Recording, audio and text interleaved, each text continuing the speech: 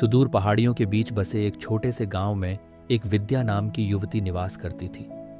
वह सौंदर्य की प्रतिमूर्ति थी, जिसकी गहरी आंखों में सागर सी गहराई थी और बाल मानो काली घटाओं का रूप। उसका हृदय कोमल था, परंतु उसमें एक बेचैनी थी, एक अनजानी प्यास जिसे वह स्वयं भी समझ नहीं पा रही थी।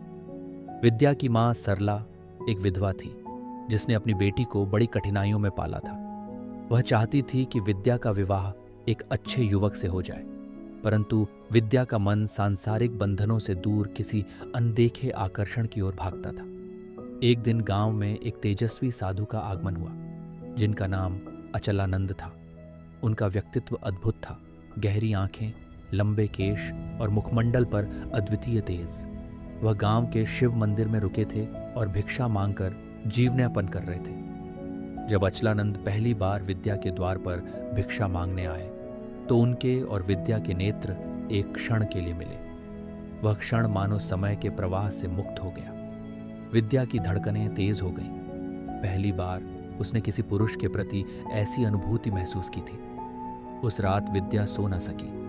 उसकी आंखों के सामने वही साधु थे, उनकी गहरी आंखें, उनकी सौम्य मुस्कान। उसके मन में प्रश्न उठा, क्या यही प्रेम है या कोई और रहस्य?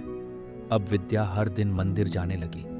वह बहाने बनाकर वहां जाती, कभी जल चढ़ाने तो कभी दीप जलाने। धीरे धीरे उसकी हिम्मत बढ़ी। एक दिन उसने अचलानंद से पूछा, स्वामी, प्रेम क्या है? अचलानंद ने शांत भाव से उत्तर दिया, प्रेम आत्मा की स्वतंत्रता है, बंधन नहीं। प्रेम में त्याग है, वासना नहीं। विद्या चुप रही। उसका मन अब और उलझ गया था। वह जानती थी कि वह अचलानंद को चाहने लगी है, लेकिन क्या यह प्रेम था या केवल आकर्षण? एक दिन जब पूरा गांव किसी उत्सव में व्यस्त था, विद्या अकेली मंदिर पहुंची। उसने देखा कि अचलानंद ध्यान में लीन थे। धीरे से उसने उनके चरण स्पर्श किए। स्वामी, मैं आपको चाहती हूँ। मेरा मन, मेरी आत्मा, मेरा शरीर सब आपको समर्पित करना चाहती हूँ। अचलानंद ने अपनी आंखें खोली। वह शांत थे, जैसे सागर की गहराई।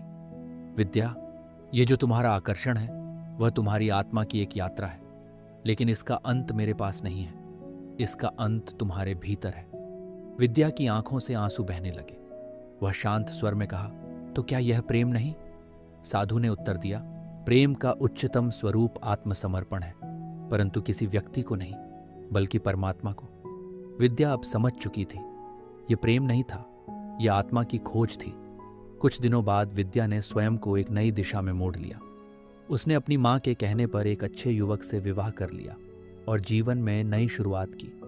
अचलानंद और उनके गुरु गांव छोड़कर आगे बढ़ गए, लेकिन विद्या के हृदय में उनके शब्द हमेशा के लिए अंकित हो गए। दोस्तों, यह कहानी हमें यह सिखाती है कि प्रेम और आकर्षण में बहुत अंतर है। सच्चा प्रेम आत्मा को ऊंचाइयों तक ले जाता है, जबकि मोह केवल क्षणिक होता है। इच्छाओं पर नियंत्रण ही सच्ची साधना है।